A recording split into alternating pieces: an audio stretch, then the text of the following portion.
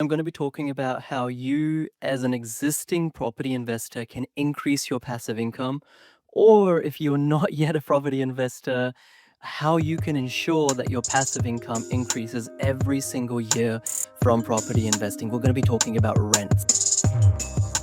Welcome to the Oz Property Investment Mastery Podcast. My name's PK and I help busy people build passive income by buying top 5% growth and cash flow property and build a portfolio using data without wasting months doing research, spending weekends at inspection or catching flights, or dropping $10,000 to $20,000 on buyer's agents every single time. So if you're confused, lack confidence, and just overwhelmed with all the information and marketing misinformation available online and don't know where to start, then this show is for you.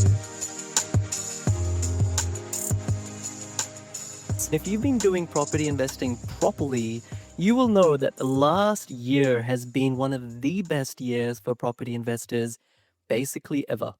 As long as you didn't have an apartment in inner city Melbourne, Sydney, or Brisbane, your rents, more likely than not, have been increasing phenomenally. Your vacancy rate has been really short.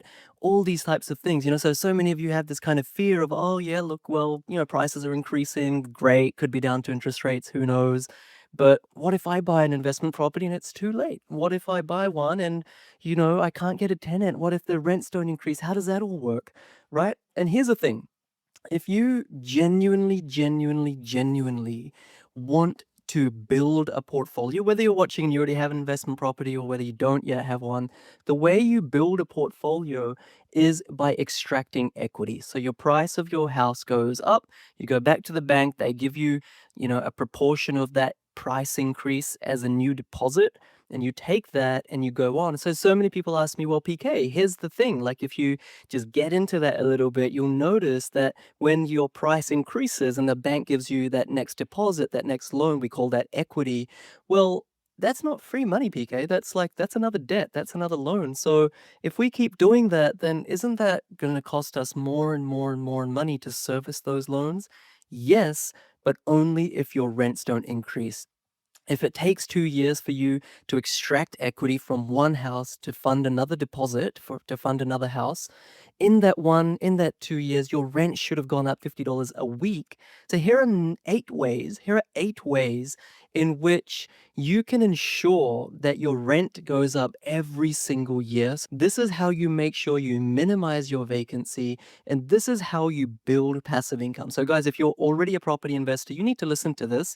And if you're not, and you're kind of umming and ahhing about buying, you're kind of scared. I know what it feels like, right? This is hundreds of thousands of dollars. Overcome your fears. You'll help really build confidence, because as long as you follow the data, you can get, and all of my clients every single year, including me, I'm my number one client, get passive income rises every single year, rents go up. The first thing you need to really understand is that no one cares about your financial position. No one cares about your money as much as you do. Not even me, okay? You care about your money the most. So you need to be the captain of the ship. So when you have a property and it comes to, maybe 2 weeks, 2 months, 3 months before your lease is expiring with the current tenant, you need to, instead of waiting on the back seat, on the back foot, hoping that your property manager tells you what to do, you need to be on the front foot telling your property manager what to do. Okay, so in terms of how much that rent increase should be, how much or how long your rental or your lease should be renewed for, all these things, you shouldn't react to your property manager, but you should be proactive and work with your property manager. Okay, you're the captain of the team. I often say that property investing is like playing cricket. You can't be the captain, the opening bowler, the opening batsman, the fielder at slip, point, gully, coach, third man, all these sorts of things, 12th man, sorry. You can't be everything at the same time. You're the captain, but you need to know how to manage those team of players around you. So that's tip number one. We'll go into more mechanical tips as well. Tip number two is to diarize, to begin the lease renewal process 3 months before the lease actually expires. So let's say the lease is expiring in January. I would diarize in my calendar to reach out to my property manager in October or November to really get a conversation going of how much should we increase this by, how much um, do the tenants really want to stay? What is their motivation, et cetera, et cetera. So this way, you can minimize your vacancy. Look, if the expiry point of the lease is going to be in 2 weeks and you start the process in 1 week's time, you've left it so late. Like the paperwork alone takes longer than 1 week to really transpire. So that way you're, increasing your vacancy, which really isn't what we want. We want to be on the front foot, diarize to think about it 3 months before the lease is expired. And none of this actually takes that much time. You just need to be on it. It requires a little bit of focus. Like I probably spend about 10 hours a year on all my properties. That's how much I spend. This does not take that much work, guys. All right, tip number 3 to increase your rent, to increase your passive income every single year from property investing. All right, so in the majority of cases, the tenants, respect the property and pay rent on time. Tenants are actually good people. Oftentimes, tenants think landlords are bad people and landlords think tenants are there to trash the place. 90% of human beings are nice people, right? So the logical decision every single time is to offer the tenant a lease renewal. All right. So work with the tenant. Don't just be arrogant or agnostic to what they say. Work with them. You really want them to carry on and on and on, because if they leave and you need to get a new tenant, even if the new tenant is paying $10 more than the previous tenant, you have to pay advertising fee to the property manager. You often need to pay a new tenant acquisition fee to the property manager because it takes them time to actually, onboard a new tenant, all these sorts of things. So your first preference is always to renew the lease, even if it's $5 less than what you could get, let's say, by getting a new tenant in. So work with your tenant. They're your friends. Work through the property manager, but work with them. Okay, number 4, first impressions are really, really, really important. So if you are having to look for a new tenant, make sure your property manager is using good quality photos. Now here's a kind of a controversial point. I would argue that more than 30 to 40% of property managers are actually not worth what we pay them. Now, I have a lot of property manager friends in the industry all over Australia, my connections, what my clients use, I refer them, etc., etc. But more than 30 to 40% of property managers don't actually know how to manage your properties to the extent that they can be. So one thing that you need to be managing your team or managing your property manager really well on is make sure the photos of that advertisement, sorry, for your property are really crisp and really good quality. Not like a street shot that's boring, that's just taken off a phone, not in a way that in the description it misses all the key points of your property. Like let's say there's air conditioned rooms or there's storage or particularly large rooms or built-in wardrobes or a really nice deck.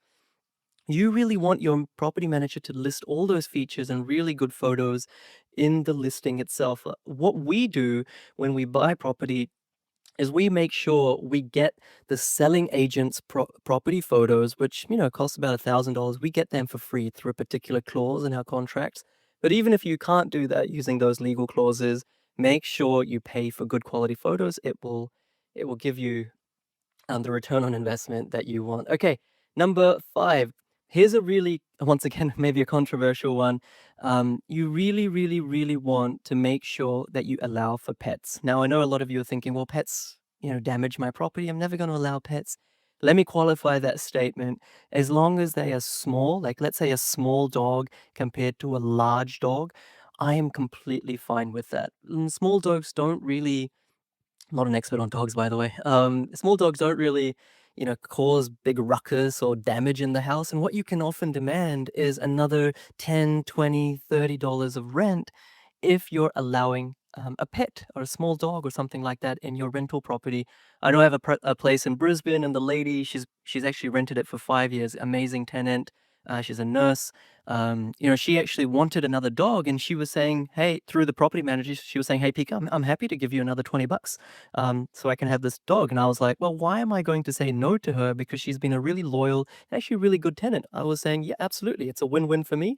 $20 a week, that's like $1,000 a year more in my back pocket, and she gets what she wants. It's a win-win situation." So many tenants these days actually have pets, so you're alienating or truncating your demand or your potential demand if you say no to pets irrationally altogether.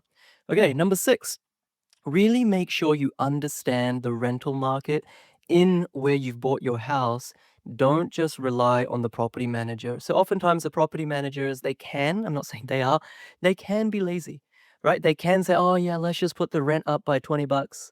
But I know for a fact, like places where we bought in Hobart, 4 or 5 years ago, Launceston, Burnie, some properties managers might say, oh yeah, rental market's great. Let's just, let's increase the rent by 10, 20 bucks.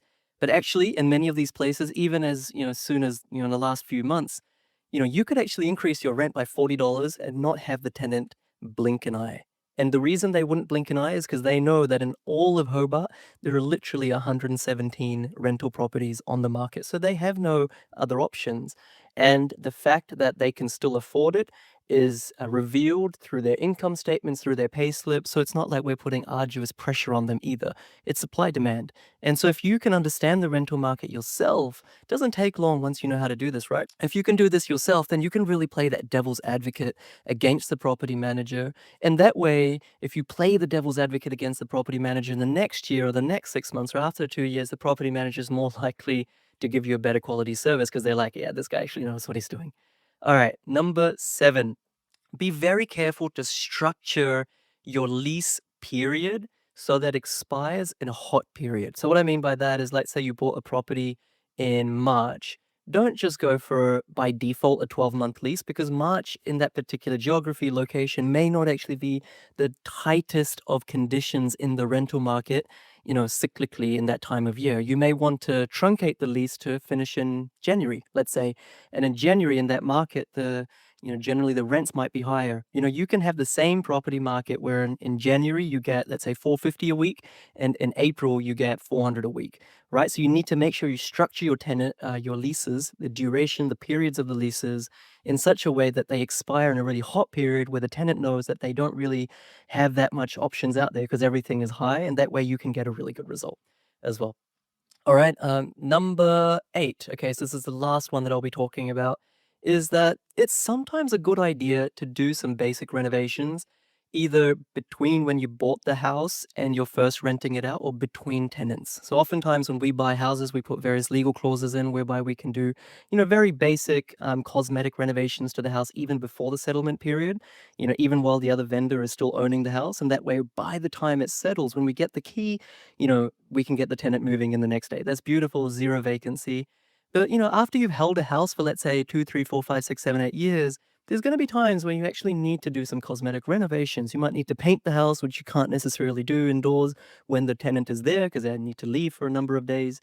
So you can really use the opportunity between tenancies to give it a lick of paint, to polish the floorboards, update the lighting fixtures, all these sort of things that a really strong strategic renovation require.